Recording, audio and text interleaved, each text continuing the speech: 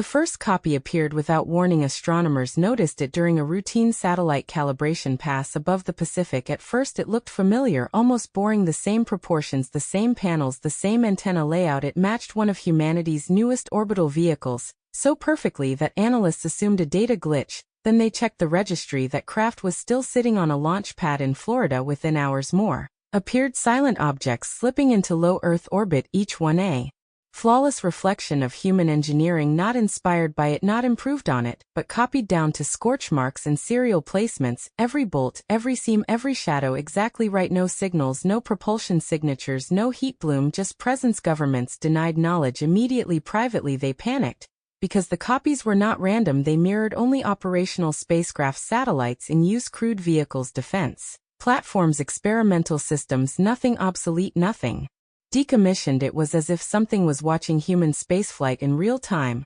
and printing replicas. The first maneuver shattered any remaining doubt. One mirror craft drifted into formation with its human counterpart, perfect distance, perfect alignment, as if locked to an invisible rail. Astronauts aboard the original vehicle reported a sensation they struggled to describe, not fear exactly, more like being observed by something that already knew them. The copy did not approach, it did not attack, it simply stayed. Then it changed panels, adjusted thrusters, angled antennae, rotated. All movements matched the human ship. Half a second later, not anticipation, imitation. Engineers ran simulations and came to an uncomfortable conclusion. The mirror fleet was not reacting to human commands, it was reading intent. Whatever intelligence controlled the ships was observing internal decision-making patterns, command sequences, neural response, timing, even hesitation. The copies moved as if they already knew what humans were about to do. That was when launches stopped. Orbit filled with shadows. Every time a rocket rose, a twin appeared within days. Same mass, same geometry, same flaws. Publicly the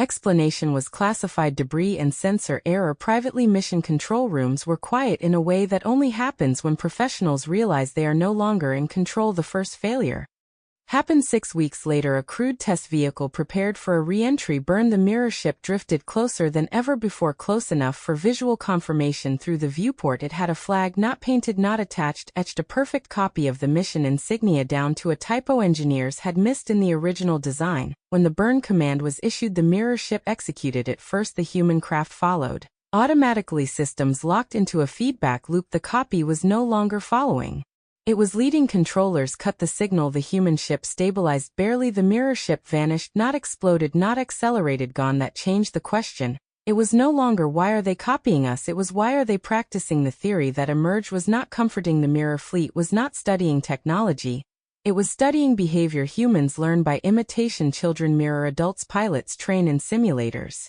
Artificial intelligence models learn by copying outputs before generating their own. The alien ships were doing the same, learning how humans move, think, decide, panic, adapt, but not to fight, to replace. More evidence followed. Mirror satellites began taking over orbital slots vacated by failed human hardware. Communications continued uninterrupted. GPS signals stayed accurate. Weather data flowed. Most people never noticed anything wrong because the mirror fleet did not disrupt human systems, it maintained them better than humans ever had. Failures dropped, coverage improved, latency vanished. It was only when one agency attempted to shut down a satellite that the truth became undeniable. The command was ignored. The mirror craft continued operating perfectly. Ownership no longer mattered. The fleet was running Earth's orbital infrastructure quietly, efficiently, without permission. Then came the message, not a broadcast, not a signal, a physical artifact. A mirror probe descended through the atmosphere and landed in the ocean. It allowed itself to be recovered. Inside was no weapon, no alien biology, no interface,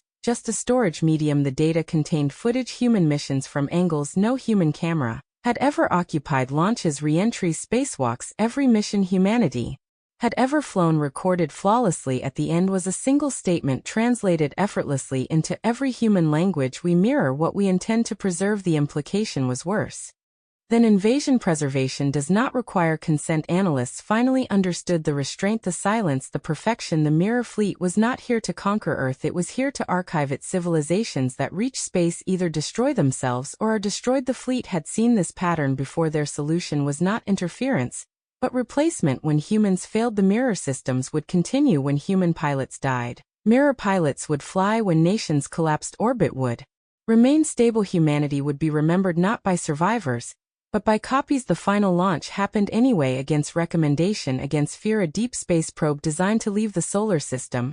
A test of the boundary the mirror appeared faster than ever already waiting. But this time it did not copy the craft, it copied the destination trajectory data streamed into the void ahead of the probe. The mirror ship moved first and vanished into interstellar darkness. The human probe followed into a future humanity might never reach. That was the moment Earth understood the truth. The mirror fleet was not behind us, it was ahead. And whatever came next they intended to arrive before we did.